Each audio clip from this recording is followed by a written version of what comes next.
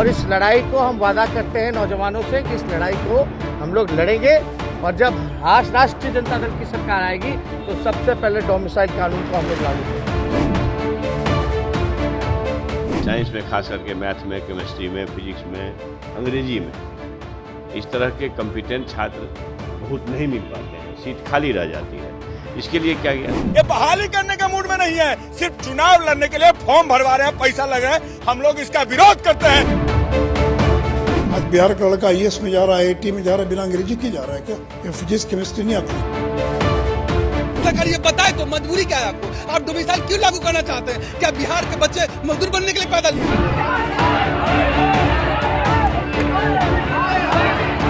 बिहार के बच्चे तो ऑल ओवर इंडिया में UPSC ब्रेक करने में सबसे ज्यादा आगे रहते हैं। मेरे अपने व्यक्तिगत नजर में ये बयान नहीं उनका आना चाहिए।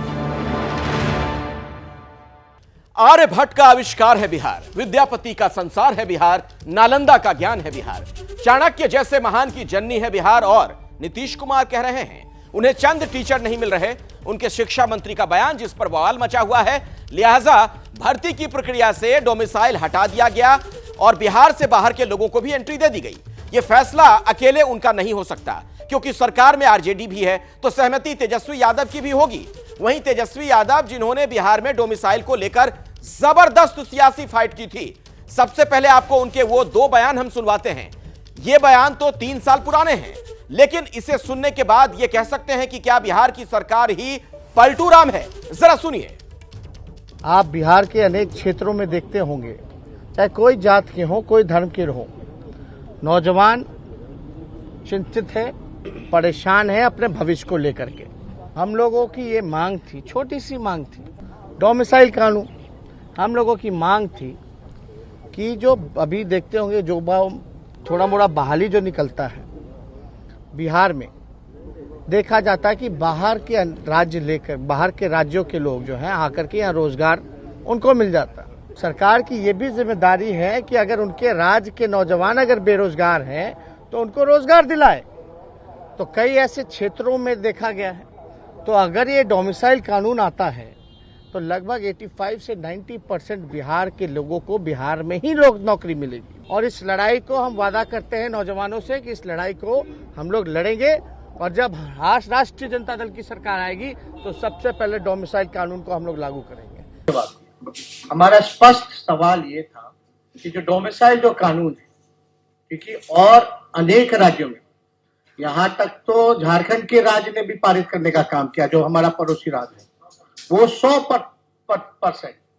आप देखेंगे बिहार के लोग जो हैं, जो सर्वे के हिसाब से 50% पलायन जो है बिहार में बढ़ गया, यानी हर बिहार का दूसरे घर के लोग जो है पलायन कर रहे। ज्यादा से ज्यादा जो पलायन है महोदय रोजगार को लेकर के, तो हम लोग चाहते हैं कि बिहार जो बेरोजगारी का केंद्र बना है महोदय, तो ये डोमिसाइल कानून हम लोगों की मांग है कि बिहार में लागू की जाए। इससे बिहार का पलायन भी रुकेगा और बिहार के लोगों को बिहार में रोजगार भी मिलेगा। तो यह बयान सुनना आपके लिए बहुत जरूरी था, ताकि आप खुद तुलना कर सकें नेताओं के जो बयान अलग अलग समय पर होते हैं। हास्यास्पद ही से आप कहेंगे, जो विधानसभा के बाहर और विधानसभा के अंदर डोमिसाइल की बात करते हो, बिहारियों की बात करते हो, आज कुर्सी पर बैठते ही क्या सब भूल गए? यानी क्या तेजस्वी यादव ने रिवर्स गियर लगा लिया? सवाल नीतीश कुमार के 17 सालों के बिहार में शासन पर है। कुछ जानकारियां ध्यान से आप देखिए ताकि आप समझ सकें नीतीश कुमार ने जो बातें कही थी और क्या उन्होंने किया है। 2005 से 23 तक लगभग आप देख लीजिए, अगर आप 10 महीने छोड़ देंगे, 17 सालों का उनका शासन है लगातार। छात्रों को काबिल क्यों नहीं आप बना पाए? अगर आपके शिक्षा मंत्री को लगता है कि मेधा की कमी है, शिक्षा व्यवस्था क्यों नहीं बेहतर कर पाए आप? 17 साल, लगभग 2 दशक, आप समझिए 17 सालों में कितनी बार शिक्षकों की बिहार में भर्ती हुई, कितनी बार शिक्षकों के लिए नौकरियों के अवसर आपने दिए, शिक्षा पर बजट कितना, फायदा क्या? बहुत बड़ा सवाल। इसकी जानकारी भी मैं आपके सामने रखूंगा, वो आंकड़ा भी हम आपको दिखाएंगे। कुल मिलाकर ये जो तस्वीर है वो नीतीश कुमार को सवालों के घेरे में लाती है। इन्हीं सवालों पर होगी बात, लेकिन डोमिसाइल लागू करके रोजगार देने का वादा करने वाली सरकार अगर 180 डिग्री पूरी तरह से पलट जाए तो सियासत के गलियारे में भूचाल तो लाजमी है। एक नजर जरा उस पर भी डाल लीजिए। पिछले 4 साल से बिहार सरकार यह वादा कर रही थी मेरिट लिस्ट बनाकर शिक्षक के तौर पर नियुक्ति करेंगे। अब 4 साल तक भरमाकर और भटकाकर बिहार वासियों, बिहार के छात्र युवाओं को बर्बाद करने का ठेका नीतीश कुमार ने ले लिया है। अब इनको प्रधानमंत्री बनना है तो राष्ट्रीय परिदृश्य दिखाई दे रहा है। बिहार के छात्र युवाओं के हित को इन्होंने ताक पर रख दिया है। अगर निरंकुशता का कोई नाम होगा तो वो नाम होगा बिहार के माननीय मुख्यमंत्री का, जिनका कि देश के प्रधानमंत्री बनने का सपना अब तक खत्म नहीं हुआ है। बिहार में पहले से ही बेरोजगारी चरम पे है। यहाँ के अभ्यर्थी इंतजार कर रहे थे कब बहाली निकलेगी, कब नियुक्तियां होगी, और आपने क्या किया, बिहारी अर्हता को समाप्त करके दूसरे प्रदेशों के लोगों को भी आपने यहाँ पे इनवाइट कर दिया कि वो भी आके परीक्षा में शिरकत कर सकते हैं। तो बिहार के छात्रों का क्या होगा? ये बिहार के लाखों युवाओं के साथ नाइंसाफी है, बिहार के लाखों स्टूडेंट्स के साथ अन्याय है। माने बेरोजगार युवाओं को बेरोजगार बनाकर रखना चाहती है क्या सरकार? अपनी राजनीतिक वाहवाही के लिए बाहर तो आप वाहवाही ले लीजिएगा नीतीश कुमार जी, लेकिन बिहार में क्या होगा? बिहार के लाखों करोड़ों युवा आपके इस संशोधन से नाराज है, आक्रोशित हैं। आपको हर हाल में इस संशोधन को वापस लेना होगा, नहीं तो बिहार के युवा सड़क पे उतर जाएंगे। नीतीश कुमार जी, आप जो तुगलकी फरमान जारी किए हैं ना, उस तुगलकी फरमान को हम लोग सिरे से खारिज करते हैं। आप क्या कह रहे हैं? बिहार के बच्चे बाहर जाएं और मजदूर बने, हम लोग को नौकरी चाहिए। हम लोग खून जलाए 4 साल से, हम लोग को नौकरी नहीं देके और अदर राज्य वालों की नौकरी देने के लिए पिटारा खोल दिया है पीएम बनने के सपना में। इस पीएम को हम प्यून नहीं बनाएंगे। बिहार के निवासियों, किसी भी सूरत में आपको प्यून के लायक नहीं छोड़ेंगे। सवाल यह खड़ा हो रहा है कि क्या प्रधानमंत्री बनने का फॉर्मूला ढूंढ लिया नीतीश कुमार ने? क्या ये सारे फैसले उसी दिशा में इशारा करते हैं? इस पर बातचीत होगी, लेकिन उससे पहले कुछ आंकड़े मैं आपके सामने रखना चाहूंगा। क्यों आखिर कहा जा रहा है वाह रे नीतीश कुमार? आप देखिए, 17 सालों का जो उनका शासन रहा, 3,54,211 करोड़ रुपए खर्च किए गए शिक्षा को लेकर। नतीजा क्या निकला? साइंस और अंग्रेजी लायक टीचर भी नहीं बना पाए। उनके शिक्षा मंत्री ये कह रहे हैं, हमारा ये नहीं कहना है। अगर आपने इतने पैसे खर्च किए तो क्या आप इतने टीचर नहीं बना पाए? इतने, ये बहुत बड़ा सवाल है। नतीजा सबके सामने। नीतीश कुमार की सरकार कितनी काबिल है, इसी से आप अंदाजा लगाइए। शिक्षक भर्ती सिर्फ 2 बार उनके पूरे कार्यकाल में, 17 सालों में, 2014 में, वो भी असिस्टेंट प्रोफेसर के लिए 3,364 पद निकाले गए। नवंबर 2014 से प्रक्रिया शुरू की जाती है, 2019 तक प्रक्रिया चलती रहती है। आप सोचिए क्या वहां पर आलम है व्यवस्था का। शिक्षक भर्ती जो 2019 में हुई, 5 जुलाई को 90,762 पदों की वैकेंसी निकाली जाती है। 34 महीने यानी 18 अप्रैल 2022 तक प्रोसेस, 4 बार काउंसलिंग के बाद भी 51,000 पद खाली हैं। काबिल नहीं मिले या 3 साल में ढूंढ भी नहीं पाए, यह बहुत बड़ा सवाल है। और ये देखिए आपके सामने जो सवाल, 3,364 प्रोफेसर ढूंढने में 5 साल का वक्त लग गया। क्यों आखिर? ये तमाम सवाल हैं। हमारे साथ बातचीत करने के लिए कई खास मेहमान हैं। पटना में आपको लिए चलूंगा। शशांक हमारे सहयोगी जुड़े हुए हैं, बीजेपी के प्रवक्ता अजय आलोक हैं, जेडीयू के महासचिव हैं राजीव रंजन जी, आरजेडी के प्रवक्ता प्रोफेसर नवल किशोर यादव हमारे साथ मौजूद हैं, वरिष्ठ पत्रकार रामकृपाल सिंह जी भी हैं, और हमारे साथ प्रेम कुमार जी भी हैं, सीनियर जर्नलिस्ट। आप सभी लोगों का बहुत बहुत स्वागत। और अजय आलोक जी के पास सीधे मैं जाना चाहूंगा इस सवाल के साथ। अजय जी, दिक्कत क्या है आप लोगों को? क्यों लग रहा है आप लोगों को कि ये प्रधानमंत्री बनने की जो कोशिश है नीतीश कुमार जी की, उसी दिशा में कदम बढ़ा रहे हैं वो? देखिए अखिलेश जी, राज्य स्थायित्व से चलता है और पॉलिसी से चलता है, और ऐसी पॉलिसी जो कि सरकार निरंतरता में लाती है। 18 वर्ष हो गए इनको मुख्यमंत्री बने हुए, और इनको कल अचानक सपना आया कि हमें डोमिसाइल को हटा देना चाहिए। इन्होंने डोमिसाइल हटा दिए। देश भर से शिक्षक आए बिहार में सेवा दें, उसकी हमें आपत्ति नहीं है, लेकिन बिहारी शिक्षक को प्राथमिकता मिलनी चाहिए। आज जब शिक्षा मंत्री ये कह रहे हैं कि हम देखते थे कि फिजिक्स में, केमिस्ट्री में, मैथमेटिक्स में टीचर नहीं मिल रहे हैं, वैकेंसी खाली रह जाती है, इसलिए हमने ये निर्णय लिया। तो ये निर्णय ये भी हो सकता था कि पहले बिहारी छात्रों के साथ सारी रिक्तियों को भरें, उसके बाद अगर रिक्तियां रह जाएं तब हम देश भर से उनको समाहित करते। लेकिन नहीं, एक तुगलकी फरमान और एक पॉलिसी बन गया और लाखों लोगों का भविष्य अधर में लटक गया। 4 साल से संघर्ष कर रहे हैं SC/ST के लोग शिक्षक बनने के लिए। 3 बार आप परीक्षा ले चुके हैं, 4 बार काउंसलिंग हो चुकी है, और उसके बावजूद भी रिजल्ट धक्के 3 बार। तो बात यह है कि ये सब तब होता है जब राजा अचानक नींद से जागता है और एक फैसला ले लेता है। तो वही हाल बिहार का भी चल रहा है। हर दिन नींद टूटती है तो एक फैसले हो जाते हैं। शराबबंदी कानून में एक संशोधन कर देंगे, 2-3 महीने पे नींद टूटेगी। शिक्षक नीति में एक बदलाव कर देंगे, जब 2-3 महीने में नींद टूटेगी। सच्चाई ये है कि बिहार में शिक्षा व्यवस्था का ऊपर से लेकर नीचे तक बंटाधार करके रख दिया है। 2006 और सवाल तो अजय जी ये भी है कि जब तेजस्वी जी खुद इसकी मुखालफत करते थे, जब इसके लिए खुद वो पैरोकारी करते थे, आज सत्ता में आने के बाद बदल क्यों गए? देखिए, बदले नहीं है। हाँ। शिक्षा के प्रति जो सोच है उसको आपको देखना पड़ेगा, उस कॉन्टेक्स्ट में देखना पड़ेगा। पहले जो पंचायत और नगर निकाय से शिक्षक नियुक्ति होती थी उसका अनुभव हम लोग देख चुके हैं, एक बार पूरा बिहार देख चुका है। ये अजय आलोक जी को समस्या इसलिए हो रही है कि वहाँ से छोड़कर यहाँ पर आए हैं, लेकिन वो उस समय साथ थे।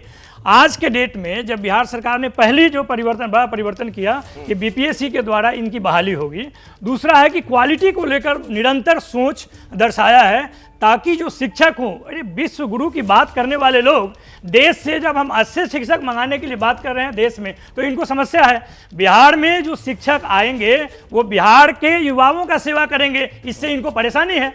और परेशानी इतनी है कि वो चाहते नहीं है कि 1,70,000 पोस्ट जिसको कि बीपीएससी के द्वारा भरा जाएगा उसका फायदा सीधा। लेकिन आपको ये बात क्यों नहीं नजर आती है कि 17 सालों के शासन में नीतीश कुमार क्यों नहीं ऐसे लोगों को तैयार कर पाए, ऐसे प्रतिभाशाली छात्रों को? नहीं, वो तो देखिए, नीतीश कुमार हमने आंकड़ा दिखाया ना कि कितना खर्च हुआ शिक्षा पे। देखिए, नीतीश और कुमार हासिल क्या है? नीतीश कुमार जी जो बात कह रहे हैं और अगस्त 2022 में ही कहे कि वो किस तरह से भाजपा केवल अपने शासन में रहना चाहती है और सरकार को और अपने सहयोगियों को परेशान करके रखना चाहती है। अब जब है, सुन लीजिए, अब जब है, जब हम युवाओं की बात कर रहे हैं तो युवाओं को हम चाहते हैं कि नहीं, ये युवा क्या कह रहे हैं इस बात को आप समझिए। राजीव जी, आपके पास मैं इस सवाल के साथ आ रहा हूं।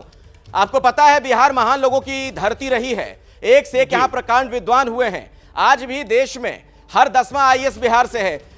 देश भर में जो सरकारी नौकरी लोग करते हैं उसमें दूसरे पायदान पर बिहार के लोग हैं। ऐसे में अगर आपके शिक्षा मंत्री ये कह देते हैं कि मेधावी लोग आपको नहीं मिल पा रहे हैं, गुणवत्ता बढ़ाने के लिए आप लाना चाहते हैं बिहार से बाहर के लोगों को, तो कहीं ना कहीं वहां के लोगों की भावना को आहत तो आप कर ही रहे हैं। नहीं, फर्क ये है कि मोदी सरकार को ऐसा लगता है कि 9 साल में इस देश में उन्होंने सब कुछ ठीक कर दिया। हम ये मानते हैं कि बहुत कुछ अच्छा हुआ है, लेकिन बहुत कुछ किया जाना जरूरी है इस राज्य में, और इसीलिए ये सोचने का फर्क है। भारतीय जनता पार्टी के बड़बोले नेताओं की अगर कुछ कारस्तानियां अगर मैं यहाँ आपको स्मरण करा दूं तो फिर आपको लगेगा कि शिक्षा का जो बिहार का मॉडल है और मध्य प्रदेश का आप एक बड़े सीनियर लीडर हैं। सुनिए राजीव जी, थोड़ा दिल पे हाथ रख के बोलिए। ना सुनिए राजीव जी, मेरी बात सुनिए। आपको 9 साल उनके तो याद आ रहे हैं, थोड़ा आत्ममंथन करिए ना, अपने 17 साल भी तो याद करिए। नीतीश जी 17 सालों से बिहार की सत्ता में है। आज वहां शिक्षा की क्या स्थिति आप भी जानते हैं, मैं भी जानता हूं। नहीं तो मेरी बात तो सुन लीजिए ना, अब लगातार इंटरप्ट कीजिएगा, कुछ ऐसी चीजें भी सुनिए जो हो सकता है आपकी सहमति नहीं हो। मैं ये कहता हूं कि शिक्षण संस्थानों पर, शिक्षा की गुणवत्ता पर, बिहार में शिक्षा को लेकर के जो सरकार के तरफ से बजटीय आवंटन है उस पर बहुत सारे सवाल खड़े करने वाले लोग करते रहेंगे, लेकिन यहाँ 22,000 करोड़ रुपए से ज़्यादा का बजटीय आवंटन है। और केंद्र सरकार से मैं पूछना चाहता हूं कि उनकी जीडीपी में शिक्षा का योगदान क्या है। पहली बात, शिक्षा के मॉडल्स की जब आप चर्चा करते हैं तो क्या व्यापम घोटाला, 2000 से ज़्यादा लोगों की गिरफ्तारी और 2500 लोगों की मौतें, ये हैरत में आप नहीं आते? नहीं, बिल्कुल हैरान करने वाली चीज है राजीव जी। लेकिन सर सुनिए, किसी भी सवाल का जवाब सवाल नहीं हो सकता है। मैं जब आपसे सवाल पूछ रहा हूं बिहार में शिक्षा व्यवस्था को लेकर, तो आप भी उसके जवाब में कुछ सवाल दाग दे रहे हैं। मैं आपको सुनवाता हूं आज अभ्यर्थी क्या कह रहे हैं। मेरे साथ शशांक जुड़ गए हमारे सहयोगी पटना से। शशांक, आपके साथ जो अभ्यर्थी हैं वो क्या कह रहे हैं, जरा उनसे बात करिए। ये जो नया नियम लाया गया है शिक्षक भर्ती को लेकर, क्या कहना अभ्यर्थियों का?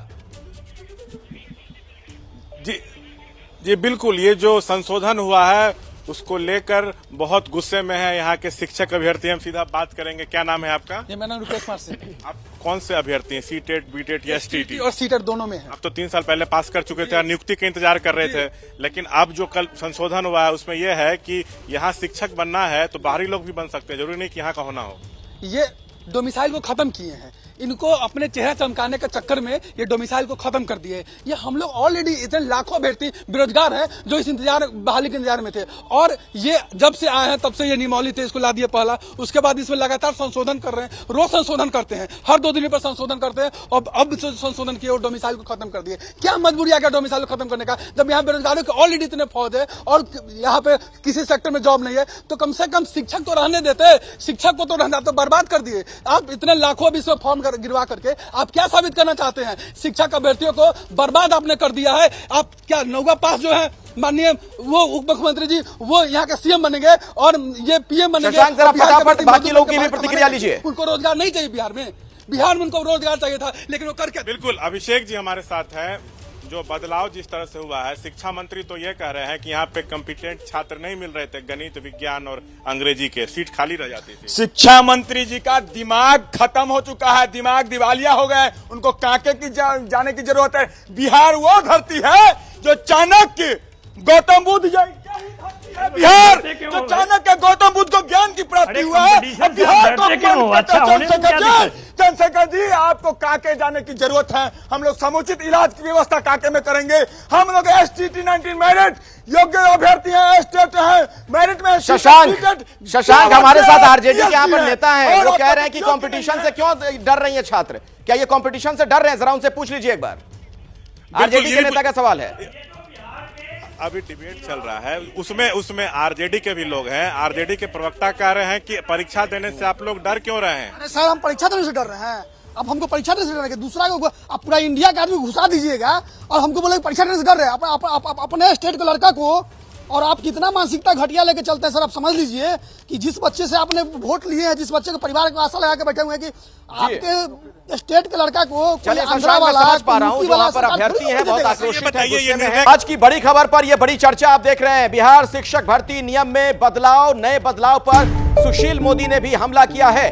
बिहार के पूर्व उप मुख्यमंत्री, क्या बिहार के मेधावी नहीं है बिहार के लोग? सुशील मोदी ने सवाल पूछा। सुशील मोदी ने कहा कि कहां जाएंगे आखिर बिहार के बच्चे। नीतीश को सलाह उन्होंने दी कि बिहार की चिंता आप करें, तो लंबे वक्त तक नीतीश कुमार के साथ वो शासन में रहे सुशील मोदी। अब जो सलाह दे रहे हैं सुनिए आप। बिहार के लड़के फिजिक्स, केमिस्ट्री, इंग्लिश के अंदर देश के किसी भी हिस्से के बच्चे से ज्यादा मेधावी है, और आप उनकी प्रतिभा का मजाक उड़ा रहे हैं और कह रहे हैं कि इसलिए विज्ञापन निकाला, चेंज किया गया विज्ञापन में क्योंकि लड़के नहीं मिल रहे। आपको कैसे समझ में आ गया कि लड़के नहीं मिल रहे हैं? तो इनकी वास्तविक मंशा परीक्षा लेने की नहीं है, यूं ही लटका के रखना है। क्योंकि तेजस्वी यादव ने कहा था कि कैबिनेट की पहली बैठक में 10 लाख लोगों को नियुक्त करेंगे। अभी तो 1.5 लाख शिक्षकों की बहाली में पसीना छूट रहा है। शिक्षक बहाली बिहार के अंदर मजाक की चीज बन गई है। शिक्षक बहाली मजाक की चीज बन गई है, यह कहना सुशील मोदी का। तो आप देख रहे हैं किस तरीके से बाकी पार्टियों के लोग नीतीश कुमार पर हमलावर हैं। आपके सामने कुछ जानकारी एक बार फिर से मैं रखना चाहता हूं, जरा गौर फरमाइएगा। देखिए क्या स्थिति है शिक्षक नियुक्ति को लेकर, भर्ती को लेकर। उत्तर प्रदेश में दूसरे राज्यों के अभ्यर्थी 5 साल यूपी में जरूर रहे हों, यह नियम उत्तर प्रदेश में है। झारखंड की मैं बात करूं तो स्थानीय स्कूलों से 10वीं पास जरूरी है, यहां पर यह रूल है। उत्तराखंड 10वीं 12वीं या डिग्री उत्तराखंड से हो, ये 3 यहां पर शर्तें रखी गई हैं। हिमाचल, छत्तीसगढ़, गुजरात, अरुणाचल, असम, मेघालय स्थायी निवासी होना जरूरी है। यह इन राज्यों में जो स्थिति है वो आंकड़ा मैंने आपके सामने रखा। लेकिन सवाल यह कि अगर बिहार में इस तरीके के हालात हैं जैसा वहां के शिक्षा मंत्री कह रहे हैं कि मेधावी लोग नहीं मिलते, तो कौन है जिम्मेदार? नवंबर 2020 में शपथ लेने के 3 दिन के बाद शिक्षा मंत्री मेवालाल चौधरी पर भ्रष्टाचार का आरोप लगा, उन्होंने इस्तीफा दे दिया। नवंबर 2021 में मगध यूनिवर्सिटी के वाइस चांसलर पर 30 करोड़ के घोटाले का आरोप लगा, बाद में उन्होंने इस्तीफा दे दिया। ये आप देख रहे हैं वहां के सिस्टम में क्या स्थिति है, क्या हालात है। पटना में बेरोजगारी को लेकर प्रदर्शन कर रहे छात्रों पर लाठियां बरसाई गई थी, वो घटना आपको याद होगी, कितना बवाल हुआ था। दिसंबर 2022 टेट और सी टेट के जो अभ्यर्थी हैं उनकी मांग पर पटना में जब वो मांग कर रहे थे तब उन पर लाठीचार्ज किया गया था। जनवरी 2023 में पेपर लीक प्रोटेस्ट पर एसएससी के जो अभ्यर्थी थे उन पर भी तब लाठीचार्ज हुआ था।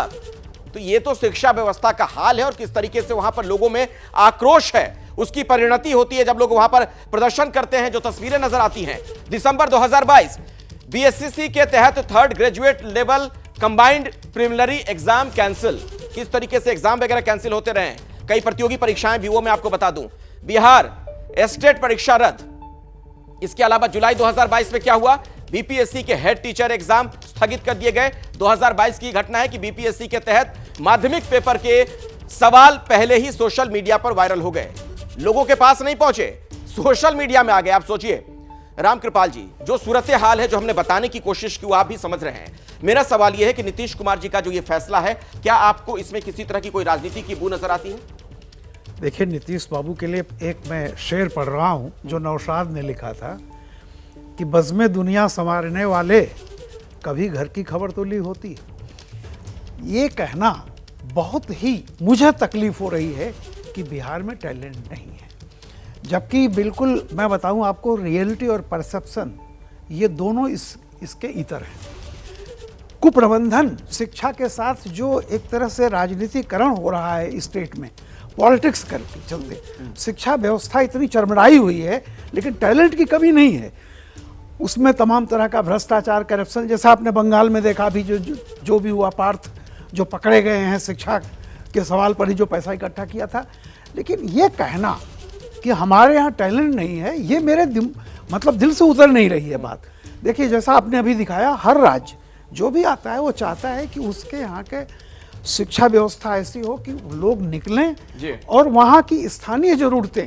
कारण ये होता है कि आप अपनी लोकल भाषा में, सारी चीज़ों में, जिस तरह से आज साइंस और मैथ्स भी आप देखिए, केरल में, तमिलनाडु में देखिए, वहाँ की लैंग्वेज में जो पढ़ते हैं प्राइमरी एजुकेशन, वो तमाम लोग आज देखिए अमेरिका में सीईओ हैं। नहीं, सही बात है। सवाल एक रामकृपाल जी ये भी है, प्रेम कुमार जी आपसे मैं इसका जवाब चाहूंगा, क्या जो लोग शासन में 17 सालों से हैं उन्हें अपने गिरेबान में झांकने की जरूरत नहीं है कि अगर शिक्षा व्यवस्था का ये हाल वहां पर है, कौन है इसके लिए जिम्मेदार?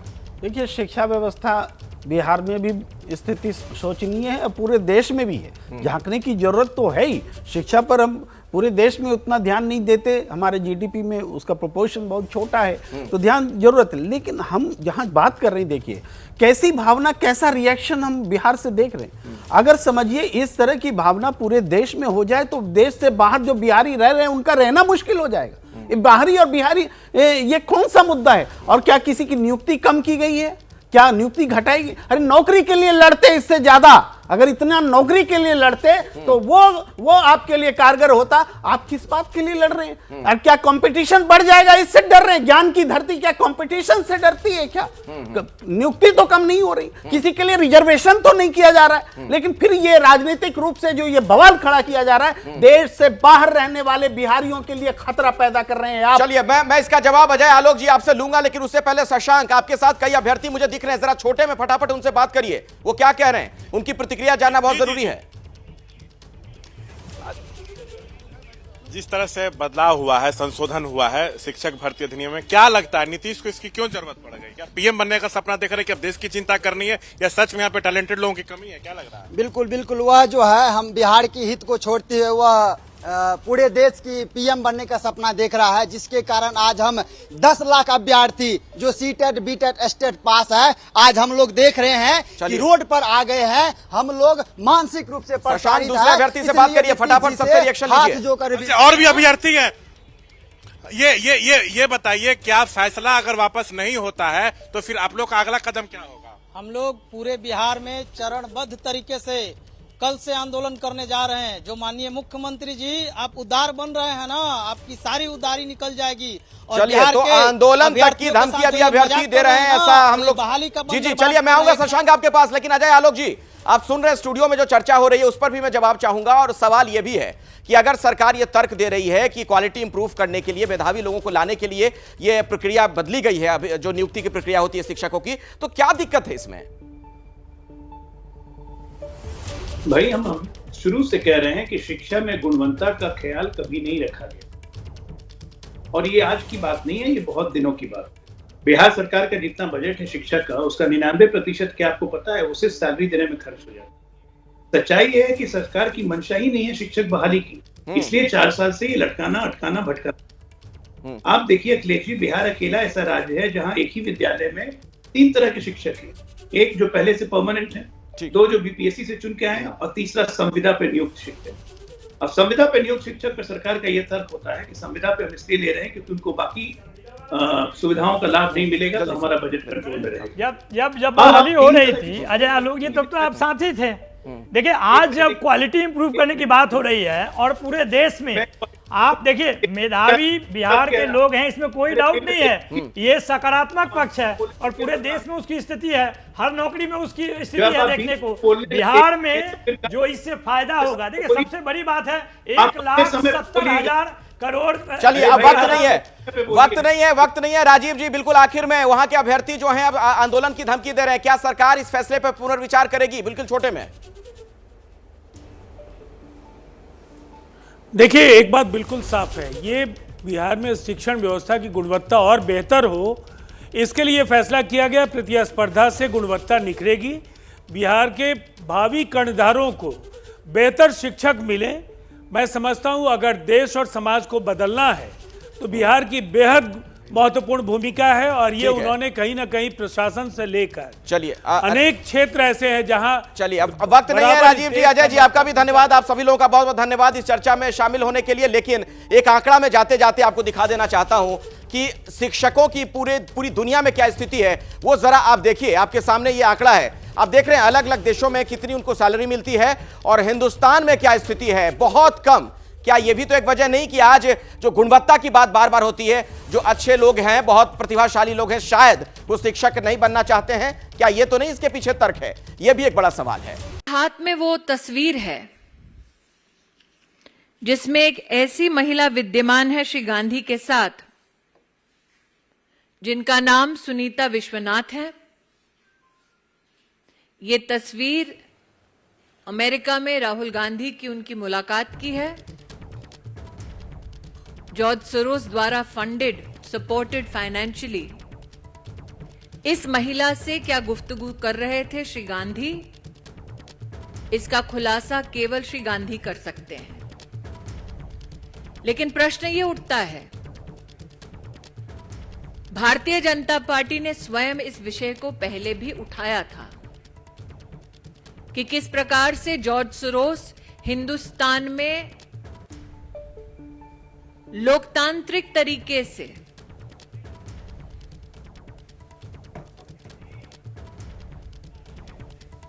तो जो लोग भारत के खिलाफ काम कर रहे हैं उनके साथ राहुल गांधी की तस्वीर, ये कहते हुए स्मृति ईरानी ने यह बड़ा हमला किया है। जैसे ही घड़ी का काटा दोपहर 2:30 पे आए, बबीता जी का दिल सास बहू साजिश के लिए मचल जाए। और ये है इनकी बहू, पूरे दिन ऑफिस की टेंशन हो जाए गॉन जब ये करें अपना फेवरेट शो फ्री टाइम पे ऑन। इनकी तरह आप भी देखिए अपना फेवरेट शो अपने टाइम पर और डाउनलोड कीजिए एबीपी लाइव ऐप अपने स्मार्ट टीवी पर।